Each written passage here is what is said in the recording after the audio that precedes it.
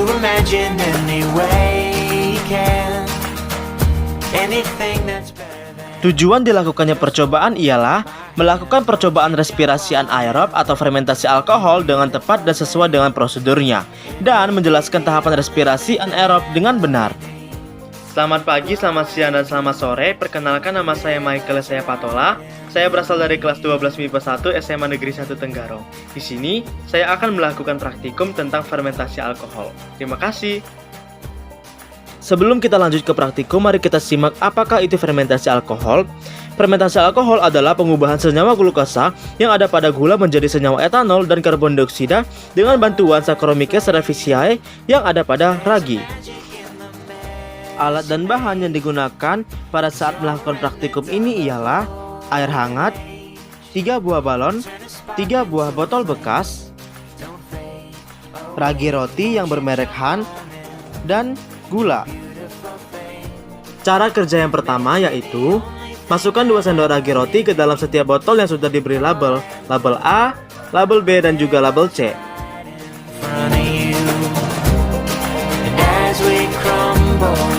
All that was, freeze the pain pouring out of us.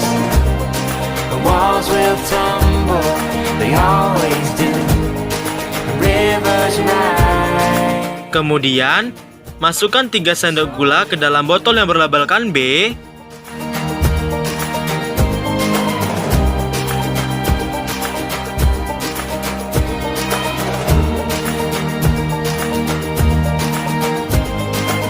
Dan masukkan 5 sendok makan gula ke dalam botol yang berlabelkan C menggunakan corong. You remember every storyline, every molecule that Kalau botol yang berlabel A dibiarkan saja ya tanpa adanya gula. just take your time. Cara kerja selanjutnya adalah masukkan air hangat pada masing-masing botol A, botol B, dan juga botol C. Pertama, saya masukkan dulu ya air hangatnya ke dalam botol A. The rivers right in front of you. You beautiful thing. Setelah botol A sudah terisi air, selanjutnya saya masukkan air hangat ke dalam botol B. Go and do. The rivers right. Setelah itu, supaya adil, saya juga masukkan air hangat ke dalam botol C. The rivers right in front of you. Ambil botol A, kemudian aduk menggunakan pengaduk atau kocok botol A tersebut seperti yang saya lakukan ya, agar ragi yang ada pada botol A larut dengan air hangat. Kemudian, pasang balon ke atas mulut botol ya. Pasangnya yang rapat supaya oksigen tidak bisa masuk ke dalam botol.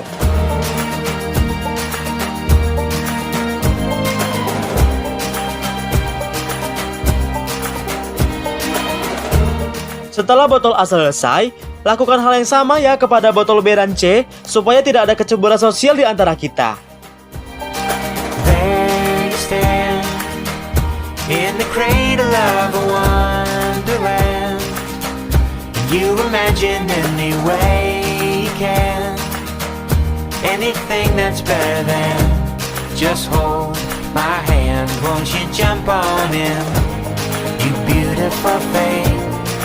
It may be the only thing that ever redeems. Go and do. The river's right in front of you.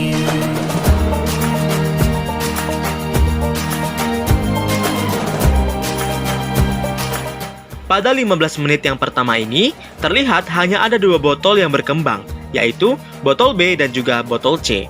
Kalau botol A, kita tidak memasukkan gula, tetapi hanya ragi saja, maka tidak terjadinya fermentasi.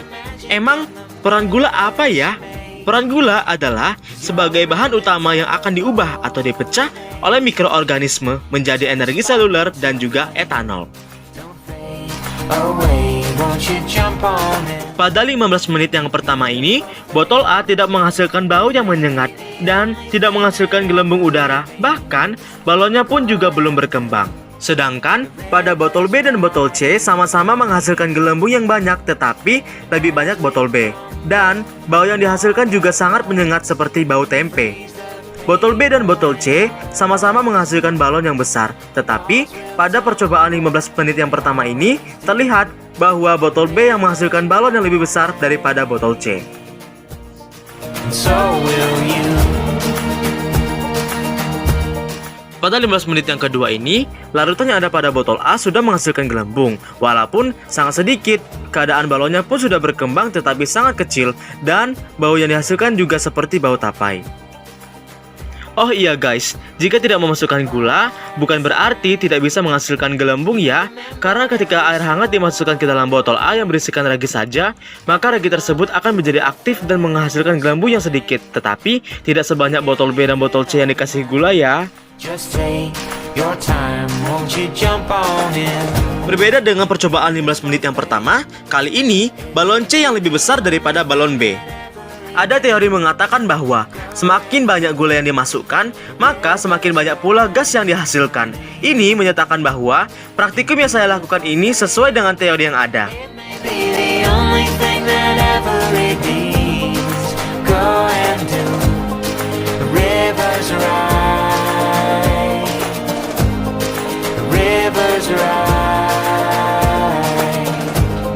The rivers right in front of you.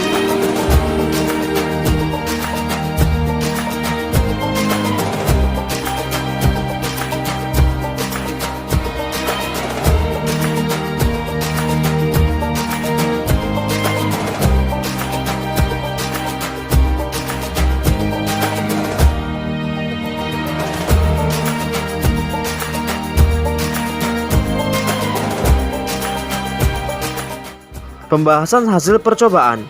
Pada botol berlabel A, tidak terjadi apa-apa karena tidak memasukkan gula atau glukosa sebagai bahan utama yang akan dipecahkan. There you stand in the cradle. Pada botol berlabel B, terjadi perubahan warna air yang tadinya putih susu berubah menjadi putih kecoklatan. Gelembung gas yang dihasilkan sangat banyak, bau yang dihasilkan juga menyengat, dan keadaan balonnya berkembang besar. My hand, won't you jump on in? Pada botol berlabel C, juga terjadi perubahan warna air yang tadinya putih susu berubah menjadi putih kecoklatan. Gelembung gas yang dihasilkan sangat-sangatlah banyak, bau yang dihasilkan juga sangat menyengat, dan keadaan balonnya berkembang sangat besar. Sekarang, masuk ke sesi pertanyaan. 1. Apa fungsi ragi dan glukosa dalam larutan di botol B dan C? Fungsi ragi dalam percobaan tersebut yaitu sebagai mikroba yang memecah senyawa organik yang berupa gula sehingga terjadi proses fermentasi. Sedangkan fungsi gula sebagai bahan utama yang akan dipecah oleh mikroba atau ragi itu sendiri. 2. Apakah terjadi perubahan secara signifikan pada larutan di botol A, B, dan C selama percobaan? Jelaskanlah alasannya. Ya, terjadi perubahan secara signifikan. Contohnya, pada botol A, di awal percobaan hingga 15 menit pertama, botol A tidak terjadi apa-apa.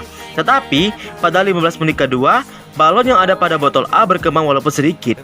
Begitu pula pada botol B, apalagi botol C, yang pada akhirnya, balon yang dihasilkan berkembang sangat besar. Apakah terdapat gelembung gas pada larutan botol A, B, dan C? Manakah yang lebih banyak dan gas apakah yang terbentuk? Botol A tidak menghasilkan gelembung gas, sedangkan botol berlabel B dan C menghasilkan gelembung gas.